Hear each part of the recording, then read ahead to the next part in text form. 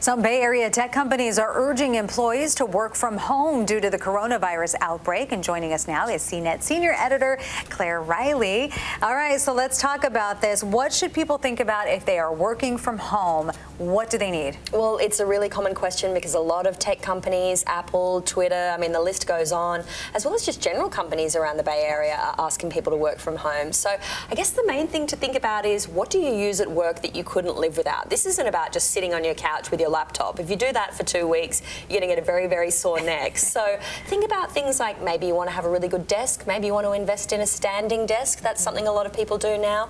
Things like a second monitor. Something that I really, really value is noise cancelling headphones. Yeah. You can buy sets of headphones that aren't too expensive these days, and it just helps if you need to block out the garbage trucks, or you need to maybe block out the teenagers in the living room. The dog barking. The dog barking, anything that's going to distract you during the workday. Also things that you might not think about, maybe you need to upgrade your internet plan, you know, if you're just using basic internet at home, maybe you need to kind of get a higher speed so that you'll be able to do the things that you do at work at home. And it's not forever. I think it's going to be interesting to see whether people start to adjust their expectations and perceptions of working from home now that more people are doing it. You know, we're seeing large groups of people starting to teleconference, dial into meetings. I saw a great tweet yesterday which was, we're finally going to find out which meetings could have been emails. And probably a good majority of them, right? Well, let's switch from coronavirus now to cybersecurity. That is so important. We all know we should have those strong passwords. Some of us still do the 1, 2, 3, 4. I don't. But why are these passwords, why are they so insecure?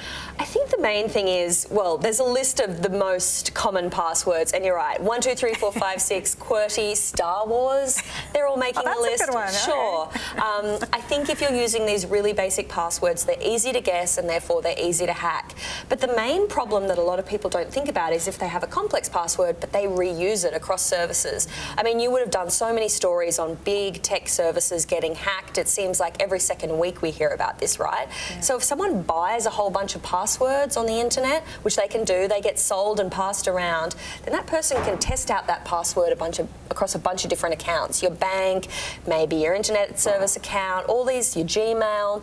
And so once they have access to one account, it can open up a whole bunch of other accounts. So you don't need to have a password that's letters and numbers and doesn't make sense. Just try and make them different, and also try to make them long, because then they're harder to guess either by, you know, me as a person guessing them or by brute forcing them with a machine. Oh, and they're so hard to remember too, especially if you have a lot of them. Yeah, absolutely. Look, there's some basic things you can do. I know people that might have a little mnemonic so that they change their password based on the service, or they add a different number. Say if you are changing the year, that's a way you can update your password, change the number at the end. I mean, these are some basic things, but the good thing is you don't need to remember everything, because there's a load of services out there that will remember the passwords for you. So you might have one single passphrase that's kind of long. The weird yellow duck carried an umbrella in the rain. That's very long, so it's hard to guess. That becomes your master password, and you use a password service, a password manager, to manage all of your passwords. So you just remember one thing, and then that password manager remembers the 85 plus accounts. That's the average a normal person has. Oh, my goodness, yeah. And it's hard to keep all of that straight, but that is a very good idea. What else can we do to have better passwords? I think the really basic solution you can do now is two-factor authentication. So a lot of people think of just logging in, you type your password, and then that's it. If someone logs in from a new device and they have your password, there's no way of checking that it's actually you.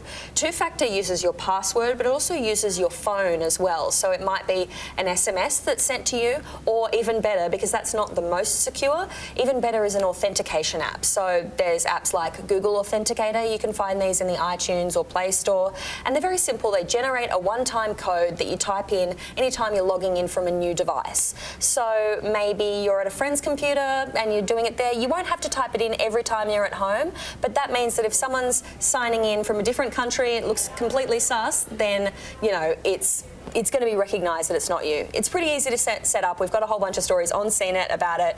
My colleagues have done some great stories this week on it. So it's very easy to do, but now's the time to do it. Now's the time to do it. Great solutions, great tips. All right, Claire, thank you so much. No worries. Thanks for having me. And just a reminder, CNET joins us every Tuesday right here on CBSN Bay Area. Tune in next Tuesday for a new Tech Talk.